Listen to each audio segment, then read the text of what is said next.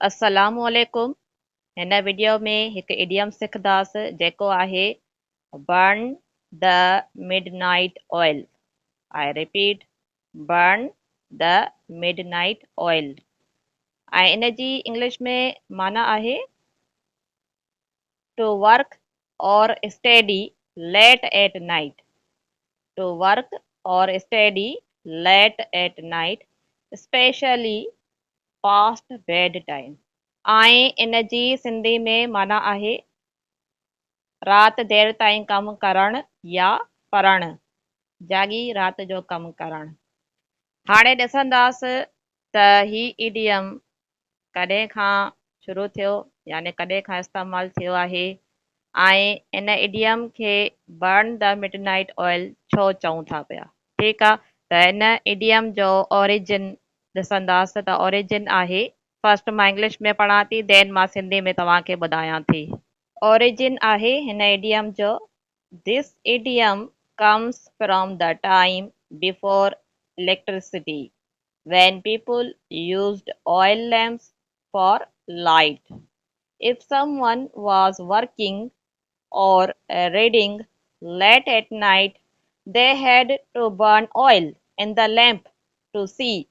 So, burning the midnight oil meant staying up late to work or study. The phrase was used as early as the 1600s in English literature. ऐं इन जी मां सिंधी में माना ॿुधायां थी, हिकु news slate ते इन जी मां माना लिखी आहे, उहा तव्हांखे मां शो कयां थी त हे सिंधी में आहे ओरिजिन इन इडियम जो। त ही मुहावरो उन वक़्त खां आहे जॾहिं बिजली न हुई ऐं माण्हू रोशनी लाइ तेल जा चिराग इस्तेमालु कंदा हुआ। जेकॾहिं को माण्हू राति देरि ताईं पढ़ंदो या कमु कंदो हो त उनखे चिराग ॿारणो पवंदो हो। इन मां ई मुहावरो बर्न द मिडनाइट ऑयल पैदा थियो, जंहिंजो मतिलबु आहे राति जो देरि ताईं जागी कमु करणु। ही मुहावरो अंग्रेज़ी अदब में 1600 ईस्वी खां इस्तेमालु थी रहियो आहे। यानी हिन इडियम खे burn the midnight oil in करे चऊं था, जीअं हिन ओरिजिन में जेको आहे सो चयो वियो आहे या हिन ओरिजिन में लिखियलु आहे त अॻिले ज़माने में लाइट न हुयूं, इलेक्ट्रिसिटी न हुई, त माण्हू जेको आहे सो लैम्प जो इस्तेमालु कंदा हुआ, हुन में ऑयल विझंदा हुआ, ऑयल जे मदद सां लैम्प जेको आहे सो ॿरंदी हुई। ठीकु आहे, ज़ाहिरी ॻाल्हि आहे, उहो लैम्प में जेको ऑयल विझंदा हुआ उहो ऑयल सड़ंदो हूंदो न, तॾहिं त उहा लैम्प ॿरंदी हूंदी। इन हिसाब सां तॾहिं पोइ इन इडियम जो जेको आहे सो नालो रखियो वियो आहे बर्न द मिडनाइट ऑयल। ठीकु आहे, यानी कोई शख़्स अगरि अॻिले ज़माने में देरि राति ताईं कमु कंदो हो या पढ़ंदो हो कोई, त पोइ लैम्प ॿारे करे ऐं पंहिंजो कमु कंदो या पढ़ंदो। ठीकु आहे, यानी ही इडियम असां उन्हनि माण्हुनि जे लाइ इस्तेमालु कंदासीं या उन शख़्स लाइ इस्तेमालु कंदासीं जुमिले में जेको राति देरि ताईं जागी करे पंहिंजो कमु करे या पढ़ाई करे। हिन हिसाब सां हाणे ॾिसंदासीं हिकु जुमिलो, पोइ जुमिले जे मदद सां मज़ीद चङी तरह सम्झ में अची वेंदो।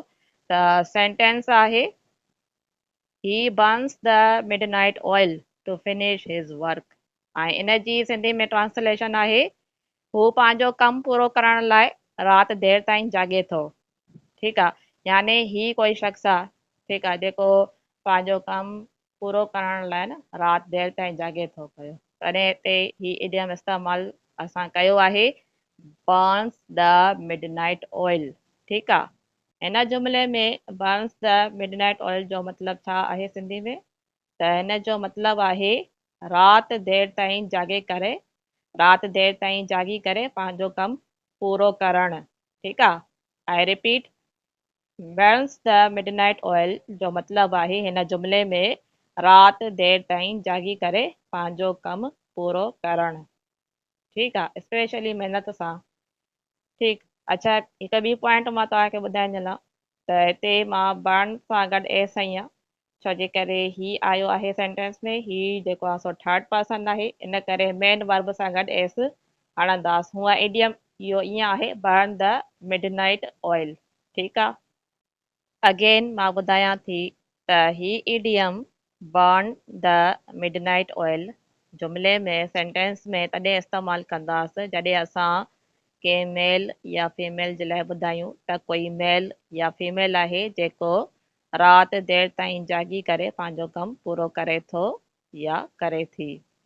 या पढ़ाई लाइ ॿुधायूं त कोई मेल या फीमेल आहे जेको राति देरि ताईं जागी करे पंहिंजी पढ़ाई करे थो या पढ़ाई करे थी। अगरि फीमेल जी ॻाल्हि कयूं त पढ़ाई करे थी चवंदासीं। ठीकु आहे। याने तॾहिं असां जुमिले में ही इडियम इस्तेमालु कंदासीं। ठीकु। आई होप त तव्हांखे ही इडियम सम्झ में अची वियो हूंदो। अगरि सम्झ में अची वियो आहे त वीडियो खे लाइक ज़रूरु कजो मुंहिंजी एप्रिसिएशन जे लाइ। Thanks for watching. अल्लाह हाफ़िज़ एंड टेक केयर।